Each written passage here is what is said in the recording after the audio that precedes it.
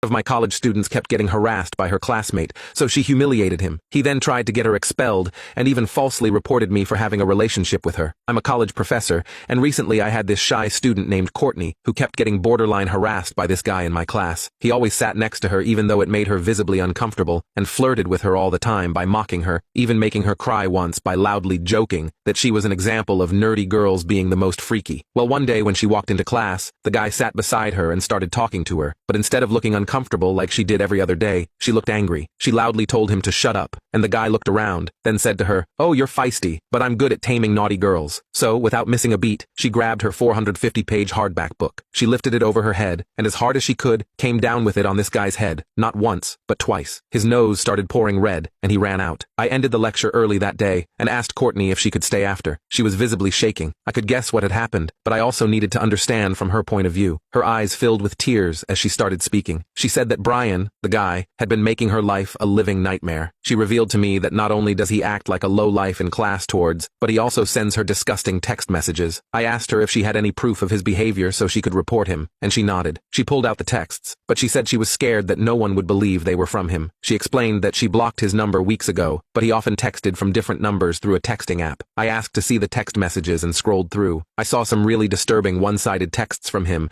and the occasional, "Please stop texting me" from Courtney. He didn't just stop at text messages. I also saw explicit pictures from him. He carefully cut out his face in all of them, but that it was him was undeniable. I told Courtney that I would help her, but she needed to provide all the evidence she had. She nodded her head in agreement. She thanked me over and over. The next few days, just as Courtney was about to report Brian, he reported Courtney for violence, claiming she made his nose bleed, and said he had a concussion that could have led to brain damage. He said that her actions could have made him unable to complete his classes for the semester. Courtney tried to explain her side of the story, but they weren't hearing it. The school authorities began to consider expelling her. I couldn't let that happen. I took all of the evidence Courtney gave me and went to the administration. I presented the disturbing texts and detailed the situation. Just as things started to look up for Courtney, something else was brewing in the background. An anonymous report surfaced. They accused me of having an inappropriate relationship with Courtney. My heart sank. This baseless accusation threatened not only my career, but also the credibility of Courtney's claims. The school put me on temporary leave while they investigated the allegations. I was devastated, but I had to prove that I was innocent. Over the next few weeks, my life became a series of meetings with investigators. I had to give them my emails, phone records, and any other communication that could clear my name. Breaking the news that I was being accused of sleeping with my student to my wife was the hardest. She knew that I was a genuine man and didn't doubt me for a second. The investigation was grueling. Then one day, I was called into a meeting with the dean and the head of the investigation team. They told me that they found something concerning. They showed me an email thread that I had with Courtney, and they interpreted my humor as being inappropriate. She emailed me with a couple of questions about the project, and I gave her the answers. She then said she didn't want me to get angry with her, and she had a few that she wanted to ask in person so she could know if she was demoing the model correctly. She joked, saying she didn't want to end up like Eric. Eric was another student of mine who was quite disruptive. He would ask obnoxious questions constantly